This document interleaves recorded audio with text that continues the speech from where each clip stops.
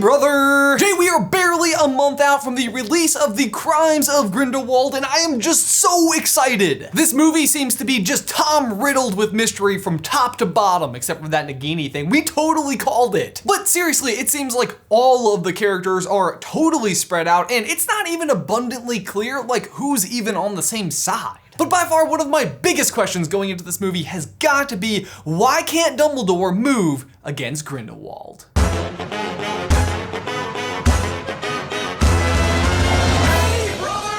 But speaking of Fantastic Beasts, guys, I am so excited to let you know that we are doing another meetup for the Crimes of Grindelwald in Orlando, Florida on December 1st. You can come see the movie with us and meet us afterwards, and maybe more importantly, the rest of the Super Carlin Brothers community, which is just so awesome. Tickets are exclusively available to our patrons over on Patreon right now. You can actually get access to them at just the $1 level, but then tickets will go live to everyone on Tuesday, October 16th. So if you'd like to guarantee a ticket between now and then, just go over to patreon.com/SuperCarlinBrothers. But back to Dumbledore. Now, it totally makes sense that he can't go up against Grindelwald in this particular movie, since it takes place in 1927 and their famous duel doesn't take place until 1945. So that's not that surprising. But like, the movie is called Crimes of Grindelwald. Like, there must be a good reason why Dumbledore is not acting, and it's gonna take him another 18 years to do anything. And so that's kind of where the speculation begins. What do we know about Dumbledore during this period of his life that would be a reasonable explanation as to why he's not acting? Now, J.K. Rowling has actually tweeted about this exact thing, saying, "Be patient, there is a reason," which means that eventually we will know that reason, but that's certainly not going to slow us down from trying to figure it out ahead of time. So that brings us to the first and most obvious explanation that comes directly from Dumbledore's character poster, which basically just says, "Under surveillance." And this adds up from what we've already seen from the trailers, where the Ministry seems to be showing up at Hogwarts questioning Dumbledore about the whereabouts of Newt Scamander. So you can make the argument that the reason why Dumbledore can't move is because he's being watched. But are you telling me that the most powerful wizard of all time isn't moving because people are watching him? Yeah, no. Next theory. So moving right on to a more popular theory, which may just be staring us directly in the face, or rather staring Dumbledore directly in the face. The trailer shows us Dumbledore looking into the Mirror of Erised and seeing none other than Grindelwald. The Mirror of Erised, in case you need a reminder, works like this. It shows us nothing more or less than the deepest and most desperate desires of our heart. Now, while the books have never explicitly said it out loud, it seems like the trailers are hinting at something that all of us have been guessing for the past 15 years. And that is that there was more of an attraction than just friendship between Dumbledore and Grindelwald during the summer they spent together at Godric's Hollow. And keeping in mind that the mirror shows you your greatest desire, it could be saying that the reason why Dumbledore can't move against Grindelwald is because he loves him. And that being said, there are of course other interpretations about what it may mean that Dumbledore sees Grindelwald in the Mirror of Erised, like maybe his greatest desire is stopping him, or that he misses one of the best and most influential friends he ever had and just wants him to return to this side of good. But personally, I do believe the reason why he's seeing him in the mirror is because he loves him, and I think that we're going to see that relationship play out a lot more over the next few films. With that said, I totally do not think that's the reason he won't move against him. I mean, after all, love or not, stopping a mass murderer heck-bent on world domination seems like it would be, how did you put it, Dumbledore? For the greater good? Fortunately, we have a lot more to go on than these few shots of young Dumbledore lamenting in front of a mirror. In Deathly Hallows, old Dumbledore actually has a rather lengthy conversation with Harry about this exact situation. It starts off, years past, there were rumors about Grindelwald. They said he had procured a wand of immense power. I, meanwhile, was offered the post of Minister of Magic, not once, but several times. Naturally, I refused it. I had learned that I was not to be trusted with power. Now, when he originally tells Harry this bit of information, we don't have that much context to really go off of, but with the situation as it is, as we know it now, it's a bit more telling. It means that we know in Fantastic Beasts that Dumbledore knows Grindelwald already has the Elder Wand, and Dumbledore doesn't trust himself in this time with power. To me, this sounds like Dumbledore is literally afraid to defeat Grindelwald because he fears it will make him the master of the Elder Wand, and he simply doesn't trust himself with that kind of power. He even says to Harry in the same conversation at King's Cross that at this time he believes he was a bit more talented with magic than Grindelwald. Perhaps he even sees a little of himself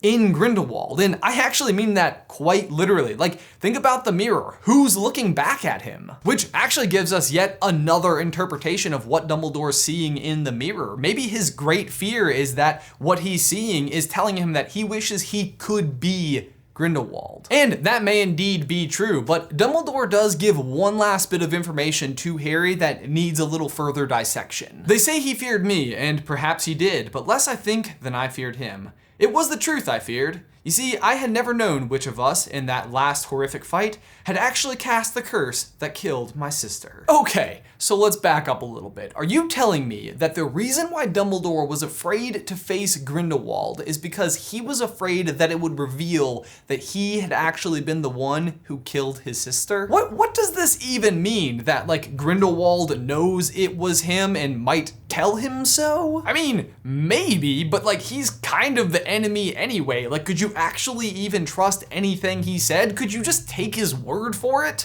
No, I don't think so. I think it means he fears that if he faces off with him, there is some kind of concrete evidence that could come out and confirm it. But how is that the case? How could there be concrete evidence of a spell that was cast 20 years ago? Well, I am so glad you asked, because I really, really love the answer. The answer is Priori Incantatem. Don't worry, I had to look it up too. Priori Incantatem is what happens when two wands that share a core are forced to fight against each other, and the end result is a beam of light that will form between the two, and the users will have to try and force an orb into the other wand. Pretty standard stuff. This is exactly what happens to Harry and Voldemort at the end of Goblet of Fire. The wands connect, and basically whoever loses wand will be forced to essentially regurgitate all of the most recent spells it's cast. Now, of course, Harry wins the fight with Voldemort, and we see all of his most recent victims appear. We have Cedric Diggory, Frank Bryce, and of course Harry's parents. And Harry, as per usual, has no idea what's going on, but basically just takes it as an opportunity to run for the cup and get away. But guess who did know what was happening and explains it to Harry? One Albus Dumbledore, because he understands what happens when twin wand cores meet. Our guess is that he is afraid of this exact same thing happening if he faces off with Grindelwald, and that if he loses, his wand will reveal that he killed Ariana. And now, right out of the gate, I totally understand you may have spotted a few glaring issues with this particular explanation. Like, for one, it was 20 years ago, and Dumbledore has probably cast thousands of spells in between that point in time and now. So even in the event that he lost and it started showing all of his most recent spells, Ariana's probably just wouldn't come up because it's so far back in history. It only really worked with Voldemort to begin with because we're actually watching his revival, and he just basically hasn't been capable of casting spells since he killed Lily and James. But aside from that, the other major issue with this explanation is that we know Grindelwald is using the Elder Wand, which has a thestral hair core, and there's only one of them.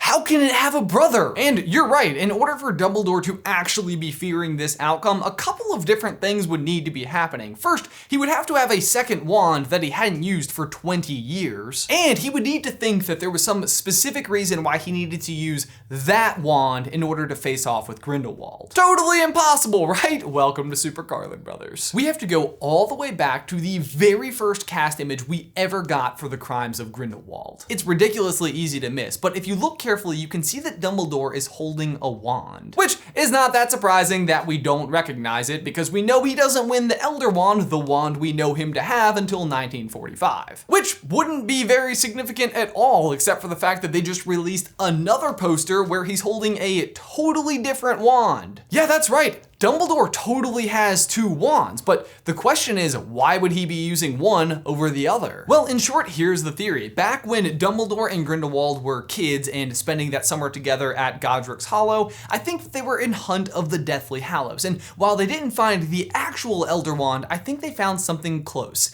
I think they found its brother. Now, I know it sounds kind of crazy, but keep in mind where they actually are. It's Godric's Hollow, Godric Gryffindor's town, where the third Peveril brother is actually buried, and Grindelwald was living with Bathilda Bagshot, the greatest wizarding historian of all time. They had pretty good resources. Not only that, look how similar the wand that Dumbledore is holding in the photo looks to the Elder Wand. I mean, they're nearly identical. We also know that there is the very famous duel where Dumbledore's younger sister Ariana was killed, and that Dumbledore fears learning that it was actually him who struck the final blow. So it totally seems plausible to me that with this fear in mind, that he would abandon using this wand altogether and go back to his original wand. Now, fast forward to their famous duel in 1945, when we know the two will actually face off, and that Grindelwald will be using the Elder Wand, the wand that can't be defeated, and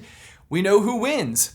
Dumbledore. Dumbledore knows his usual wand can't win. If he's going to face him, he's going to have to do it armed with the wand they found together 20 years prior. The one that might have killed Ariana, the one he hasn't used since. The wand that houses another Thestral hair, and if put against his brother, may reveal who actually killed Ariana.